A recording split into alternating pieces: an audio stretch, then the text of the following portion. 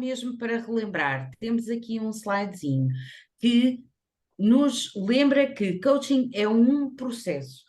E é um processo normalmente não de grande duração, não é uma coisa de longa duração, é um processo para atingir um objetivo e que utiliza técnicas como perguntas que são específicas, poderosas, abertas e que de facto estão ligadas à escuta. Antigamente dizia-se escuta ativa, agora uma das coisas que o Neil mencionou, agora já não se diz, porque de facto, se nós estamos a escutar ativamente, portanto é uma redundância, não precisamos dizer que é escuta ativa, estamos a fazer perguntas, estamos a fazer o reforço do que estamos a ouvir, é escuta ativa, mas de facto é a primeira técnica, a primeira característica do coaching.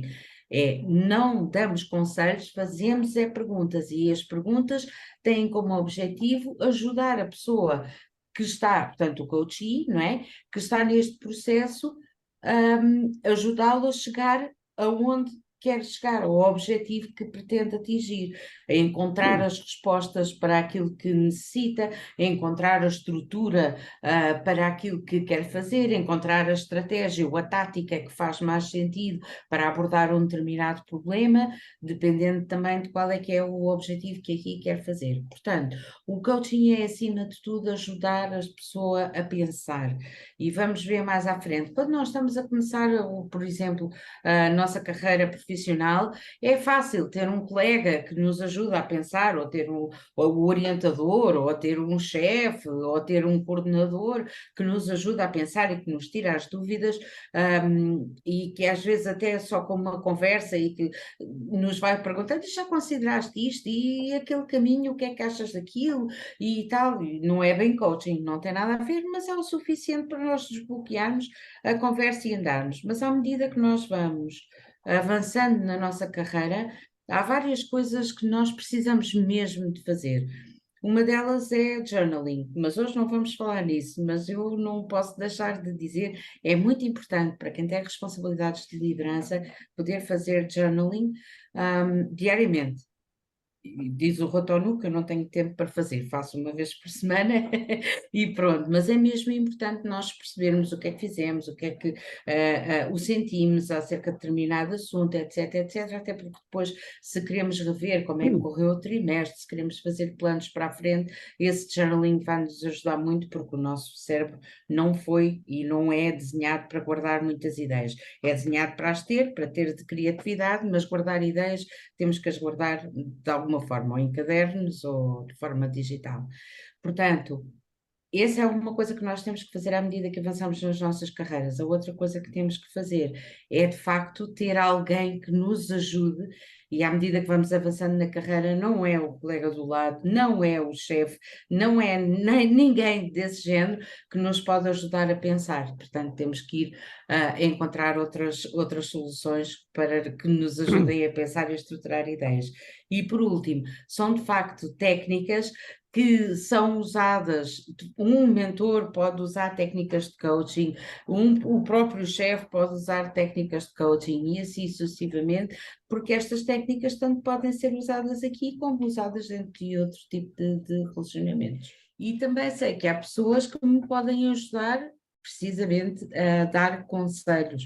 Mas como é que eu faço isso? Como é que eu vou encontrar os mentores certos para o objetivo que eu quero ter? E aqui é claramente para me darem conselhos, pessoas que já passaram por isto, pessoas que eu consigo ver como meus role models, não é? Aquela pessoa é o que eu quero ser daqui a 5 anos, 10 anos, 20 anos, nesta área específica, não tem que ser a vida inteira, mas nesta área específica eu quero ser como aquela pessoa. Então, se tiver a oportunidade de fazer isso, vá ter com essa pessoa, convidar para ser seu mentor. Eu fiz isso há pouco tempo com uma pessoa. E disse-lhe qual é que era a área e muito, muito curiosamente, o que ela me perguntou logo foi: e quais são os seus objetivos para este relacionamento de mentoria? E amei, fiquei a amar esta pergunta, quais é que são os meus objetivos? Eu tinha-os bem definidos e, portanto, pude explicar-os logo ali e tem sido um relacionamento, nós já tínhamos um relacionamento, mas não assim, de mentor ou de mentor e mentoriado, mas agora é assim mesmo. E, portanto, inclusivamente, há pouco tempo lhe disse que queria buscar conselhos sobre uma determinada situação e como é que lida com ela e como é que lidou com ela toda a vida. Estamos a falar do ponto de vista da empresa, podermos encontrar e procurar na nossa rede de contactos pessoas que sabem deste determinado ponto, pessoas que falam, agora há N eventos, todos os dias há eventos sobre este tema e aquele e aquele outro. Quem é que são as pessoas que falam sobre isso? E o que é que elas dizem sobre isso? Este é o tipo de pessoa que eu gosto mesmo do que esta pessoa diz, isto faz sentido, faz eco dentro de mim, é mesmo isto que eu quero. Vou procurá-lo no LinkedIn, noutra rede social qualquer, ou se calhar até temos amigos em comum, posso ter alguém que faça a apresentação e não custa nada dizer, olha, eu procuro um mentor nesta área assim, assim, será que me permite convidá-lo para este relacionamento? Não esquecer, mentoreado é sempre um relacionamento, obriga a que as pessoas estejam juntas, que conversem, que vão tomar café, que vão almoçar, não é simplesmente, olha, vou-te dar formação sobre isto ou aquilo, não, é mesmo debater assuntos e terem um tempo que reservam para poderem estar juntos e quando nós estamos a mentorear alguém, estamos a passar vida, na verdade. Mais do que estarmos a passar conhecimentos, é evidente que o estamos a fazer, mas mais até do que estarmos a passar conhecimentos, nós estamos a passar vida.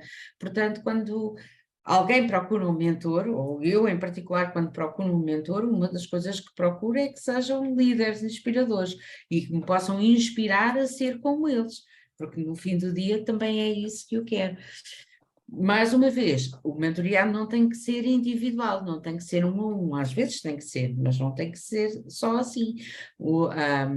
Vocês veem muito nas minhas credenciais, digamos assim, que eu trabalho muito na área da agilidade, DevOps, etc, etc. Quando comecei não percebi nada disto, e não percebi, não conhecia ninguém, não sabia, mas sabia que este era o caminho certo e que era isto que eu queria fazer. O que é que eu fui fazer? Fui à procura de grupos que se reunissem, de eventos que estariam a acontecer perto do sítio onde eu trabalhava, para poder começar a incorporar esses grupos e começar a aprender e a beber do que essas pessoas diziam e também a entender e saber até aonde ir procurar mais, aonde ir poder aprofundar. Aqui é a mesma coisa. Nós precisamos de ajuda e às vezes temos a sorte de podermos ter mentores que nos ajudam e que nos dão conselhos.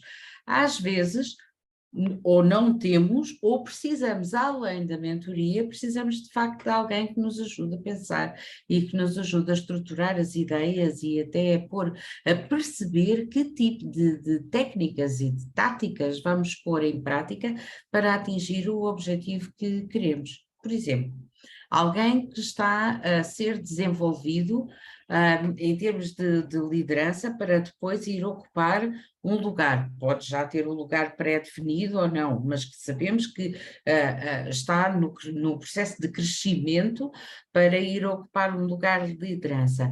Claro que precisa de um mentor que já seja líder e que ajude, mas precisa também de trabalhar, perceber quais é que são os seus pontos fortes, fortalecê-los ainda mais e perceber e identificar quais é que são os seus pontos fracos.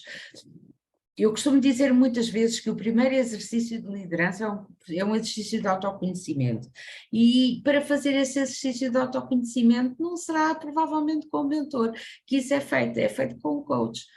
Entender-nos a nós próprios, perceber os nossos pontos fracos, os nossos pontos fortes, os nossos gatilhos, aquilo que nos põe mal dispostos, etc. Como é que reagimos? Começar a trabalhar também a parte da autorregulação e tudo isso. Isso é feito com um coach, por um lado. Por outro lado, se estamos, mais uma vez, estamos a falar, por exemplo, de cargos de liderança elevada, não é? De liderança de topo. Há uma transição para um novo cargo. Como é que eu vou fazer isto? Quais é que são as forças e fraquezas? Quais é que são as minhas oportunidades neste novo cargo? Quais é que são as minhas ameaças? De provavelmente eu vou querer alguém a ajudar-me de fora do meu contexto e que não conheça nada, de preferência, não conheça nada do que se está a passar no meu dia a dia, mas que me possa fazer as perguntas certas para me ajudar a pensar, porque as respostas já estão dentro de mim. Eu preciso é de ajuda para as extrair de uma forma estruturada e conseguir chegar a conclusões de uma forma estruturada.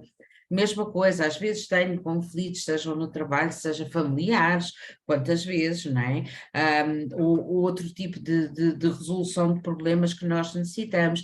Muitas vezes precisamos da ajuda de um coach para quer ajudar o líder a lidar com situações próprias, suas pessoais de conflito, ou dentro das suas equipas, ou a resolução de um problema que muitas vezes, e porque ainda não tivemos a ajuda certa, nos parece insolúvel, como é que este problema vai ser resolvido.